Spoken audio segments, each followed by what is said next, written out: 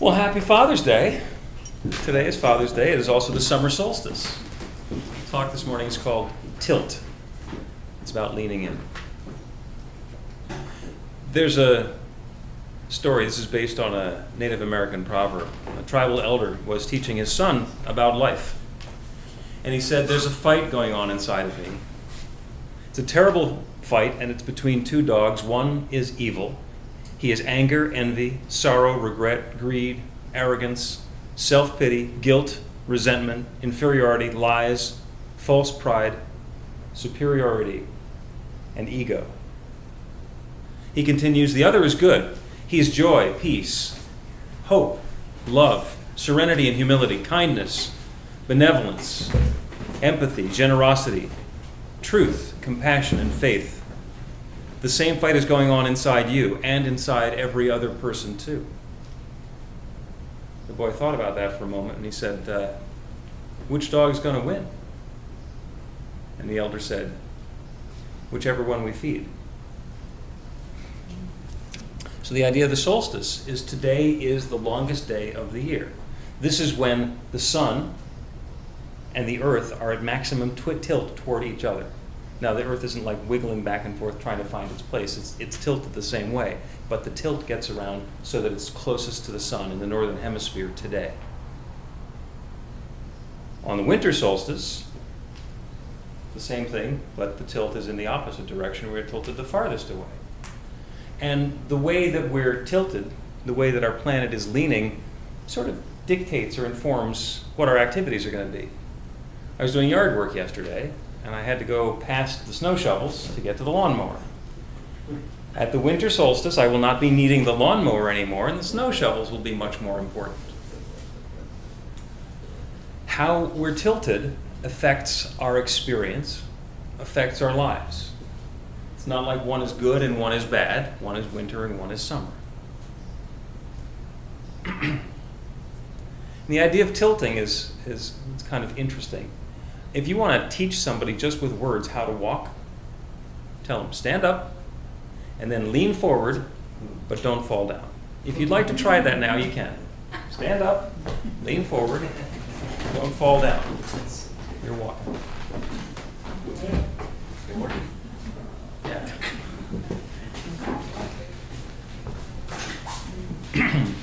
So when you do that, where are you going to walk? It depends on which way you lean. It depends on where you're tilting. If I'm tilting this way, I'm going to be walking that way. If I'm tilting that way, I'm going to be walking that way. And that's all about our attention, our intention. Where are we facing? What is it that we're looking for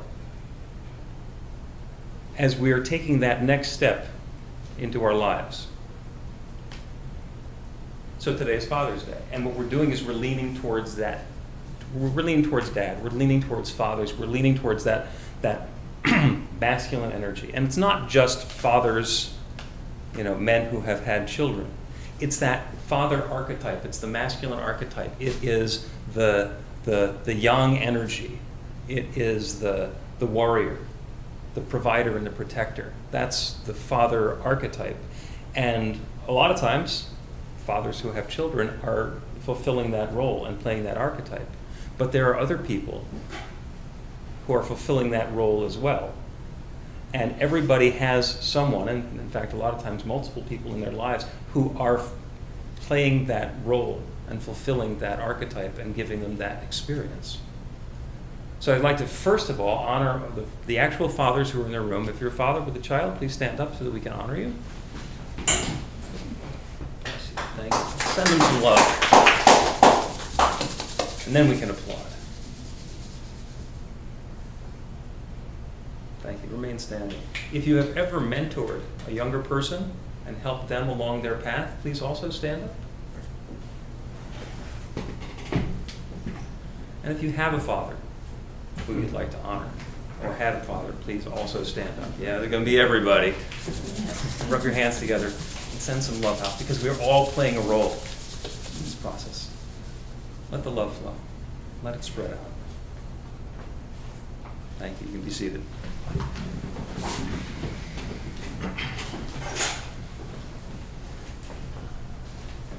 So we talk about that father role, and part of it is warrior.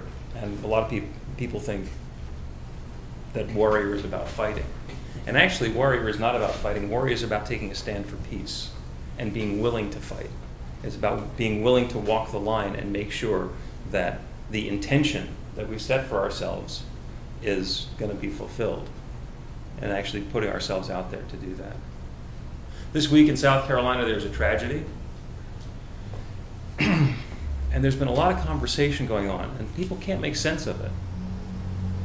You know, it was so senseless and didn't fit into our form of what should happen. These were a bunch of people who were in church for a prayer study, and a guy came in and, caused mayhem. And on Wednesday evening, 10 lives were destroyed. There were 9 victims, and there was the attacker. We don't think about what's going to happen to him, but he's not swinging by the 7-Eleven to pick up smokes anytime soon. So then the question comes up inevitably, especially in our teaching, well, why do bad things happen to good people? Why do bad things happen to good people? In a situation like that, or a train collision, or any of those other situations, why do bad things happen to good people? And it's kind of in the reading a little bit. Because if you look at the world, all there are good people. Some of them are troubled. Some of them are experiencing evil. Some of them have fed that dog. But at their core, everybody's good. Everybody is that divine God energy. When we get into evil and sin and all of that stuff, those are mistakes. Those are ways that we're not living in balance with our intention. That's where we're tilting in a direction that's not bringing anything good into our lives. So it's about tilt. Why do things like that happen? Well, the reason that they happen is because they can. If they could happen but they never did, then they'd actually be impossible. So they couldn't happen. So every once in a while, something like this happens. And it happens for the people who are involved for whatever reason that they brought to it. So a tremendous personal tragedy for the people who are living there in Charleston. In fact, I lived in Charleston for a while. The guy who's the mayor now was the mayor then. Of course, he's been the mayor since 1975. Charleston doesn't change things very quickly.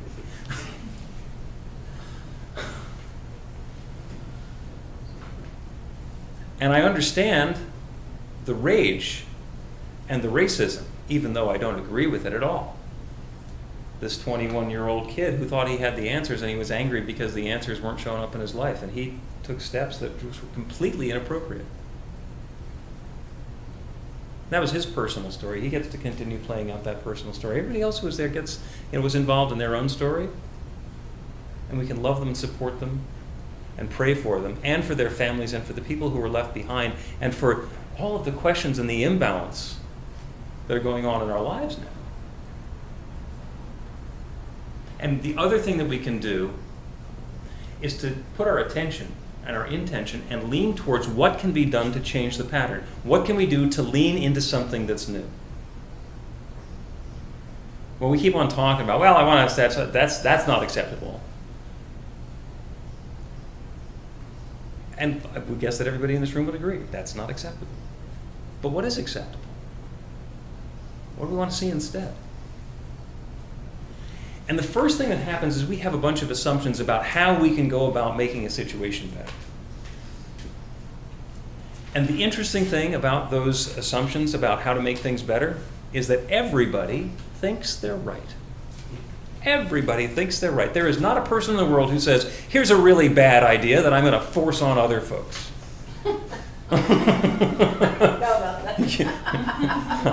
I've heard some of them on talk radio, and I could swear that's what they're doing, but that's not their motivation. They don't say, I want to sound like a jerk and annoy people. Well, actually, there are a couple who do that. But it's part of it's an act. But part of it is based in their true beliefs.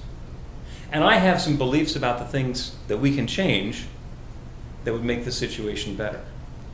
But in order to actually allow the change to happen, I have to let go of my assumptions. I have to get myself back to the point where I say, well, I have this idea, I have this thought, this possibility, but I, of myself, I know nothing. I know nothing. I'm letting go of all of that stuff. And then ask, what can I know? I know nothing. Now let's allow a new idea to come in. One of the really interesting things about listening to political debates between the conservatives and the progressives, or the liberals, or whatever they're calling themselves, so they don't get tagged as whatever it is by the conservatives, is that each one is saying what they believe, and when the other person is talking, they're waiting for their cue for the other person to say the combination of words so that they can deliver their answer. The debate it could just be pre-scripted. They show up for the discussion, and nobody is interested in changing their mind. They're interested in making their point. And there's some stuff that changes when you do that. There's definitely the possibility of having that said often enough and loudly enough that the change happens. But for real change to happen, and to happen quickly, if we let go of our assumptions, I mean, that's one of the 4 agreements. Let go of the assumptions that I already know the answer. That opens me up to a world of possibilities that there might be a new answer or a different answer. It could be that the problem is gun control, that there are too many guns in this country. It could be that there's an attitude of racism in this country that needs to be dealt with. That's completely possible. I can make some assumptions about which ones those are. There are some assumptions to be made about the Confederate flag. When I was on the radio in Charleston, South Carolina, there was a huge debate about why we were flying the Confederate flag on the State House in Columbia. Why in the world were we doing that? And even after the argument, it stayed up there. It's now no longer on the roof of the State House. It's on the ground someplace, and they're going to have another argument about whether or not they want to get rid of it entirely at the State House. Maybe that's the problem. That wasn't the problem in Aurora, or in Columbine, or at Sandy Hook Elementary School. There were other things at play there that had nothing to do with the Confederate flag. So that might be a piece of it, but maybe not. So let's let go of that as an assumption. Maybe there's something else that's going on. Maybe it's violent video games. Yeah, that's the culprit. And people who think that that's what's numbing us aren't going to let go of that idea. And maybe there's some truth to it, and maybe there's not. Maybe it's about income inequality, about our polarized politics. Do you have an opinion? Do you think you know what the answer is? Do you think you know what the problem is so that it can be fixed? Well, if you do, great. And then what are you going to do to be different in the problem? Because if you're seeing it, it's yours, and you get to do something different. We all get to start with ourselves. There's a great note that came out from Lisa Stewart, who's the president of the affiliated New Thought Network, which is our organization. And she says that her work is to look at being more peaceful within herself. This is a situation that's happened that's brought up a bunch of stuff. Am I always peaceful? Am I always able to bring peace and calm to a situation? Because if we want to see peace in the world, that's not just when we're in a good mood. We don't want to be able to complain that the peace isn't happening because of them. They did it. It's out there. Gandhi said, be the change you want to see in the world. Be the change you want to see in the world. And it's easy to dismiss Gandhi because it was a while ago and it was a long distance away. But he overthrew the British government without using violence. Now, we take some pride in this country about having overthrown the British government using violence. In fact, nobody had done it before we did. Very nice, thank you. Let's go down and celebrate at Independence Hall in a couple of weeks. It'll be just fine. He changed the rules. The assumption up until we did it was that you couldn't overthrow the British government. You couldn't get your independence, and we proved that you can. And before Gandhi overthrew British rule non-violently, that was impossible. So the assumption was you had to use violence. And he let go of the assumption. He has a whole country let go of the assumption. So there's the possibility in all of that, in all of these things, that we're wrong. That whatever our assumption was, whatever that basic belief that we have, is not correct.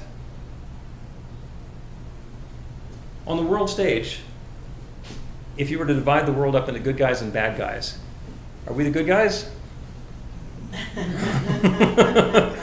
Okay. Okay, let me change the question. Do we want to be the good guys? Yeah, we all want to be the good guys. And yet, there are children in foreign countries who are afraid to go outside because every once in a while an unseen drone launches an airstrike on wherever their family was. So that's like, blue sky is not a friendly place anymore. Oh, oops, yeah, we kind of invented that. For all sorts of reasons that seemed completely appropriate at the time. So as we're judging the situation in South Carolina, or we're judging the situation with the PPA employee who has just put a ticket on our car, because we know that that shouldn't be there. We know that we were headed back to the car. We know that we had another 2 minutes on the meter, or whatever piece of righteous indignation we had, just being mad because they were there before we were. What does it take to be love, to be in harmony, to be open to this is a new situation that's unfolding for me, and to let go of the judgment? This New Thought teaching is very, very simple. It is not easy. It is not necessarily easy. So we get to ask ourselves some questions. The first question is, what kind of a world would I prefer to live in? What do I want my world to look like and seem like? And that's a visualization and a visioning exercise. What do I want my world to look like? And we all have some ideas, from very localized, I want my living room to be painted a different color, to I want the government to change, to I want there to be peace on earth, or to have equality amongst all people. Whatever that happens to be. It goes from very local to very global. What kind of world do I want to live in? What kind of experience do I want to be having? That's the first question. And you can spend a bunch of time actually understanding that. It's really easy to look at a situation and say, well, I don't want that, and I don't want that, and I don't want that. What do you want? Where are you leaning? Which direction are you facing when you start moving? Because if we're sitting in our armchair pointing at the things that are bad, that's wonderful, that's getting our attention, but it's not actually moving anywhere. The second question to ask is, how is that world different from the world that we live in? Maybe we're living in a world that has shootings, or genocide, or war, or poverty, or that next door neighbor who just will not put his dog on a leash. You know, people who are poisoning the environment. There are big issues and there are little issues. What's the change that I want to see? In my relationships, I want people to be looking back at me with love. So I've identified what kind of a world I want to live in. And now I've identified what it is that I want to be different. When I say good morning, I want it to be good morning rather than what do you want?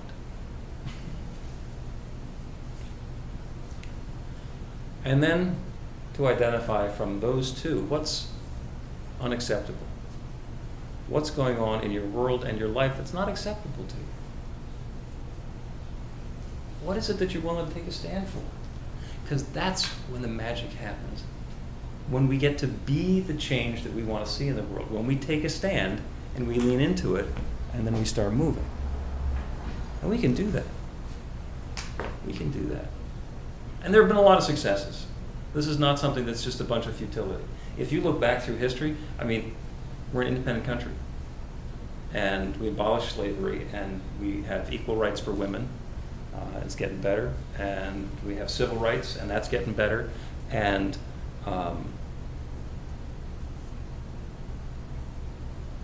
this week, the Supreme Court is probably going to tell us that we have gay marriage in all 50 states. We're hoping that's what the decision is going to be, but we don't know. And there's more going on. But there are such tremendous successes that have happened. You know, in India, they're self-ruled now, when they were, you know, a colony of England for as long as they were. There are changes that are possible. Even the bad stuff, even the horrible things that we say never again. Massive genocide in World War II, in the Holocaust. And there are people, that's not going to happen again. We don't live in a world where that's possible anymore.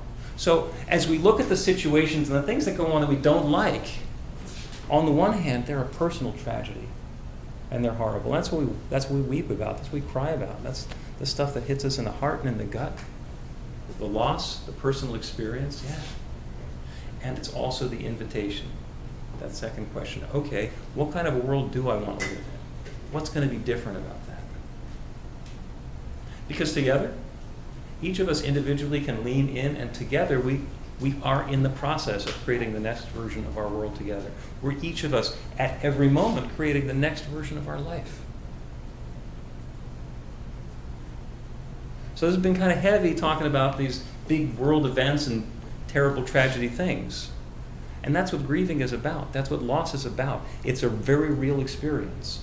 And there's something that comes after that. If we get to learn something about ourselves, about our world, about what we want, about the direction that we're leaning, that's the gift. Is there some way that you can accept the gift? That you can bring more love into the world? That you can bring more light, life, and goodness into the world? That's what we're here for. So whatever it is that's coming up for you, whatever it is that you're choosing to do, the invitation for you right now and all the time is to choose which dog you're feeding. They're both inside of you, and you get to feed the one that you want to have win. Feed the good dog, the friendly dog, the nice puppy, the one who will play ball with you all day long, the one who is just delighted to see you and is all about love. Because you deserve to be loved like you're with a puppy every minute of your life. Because you are wonderful, and I love you. So it is.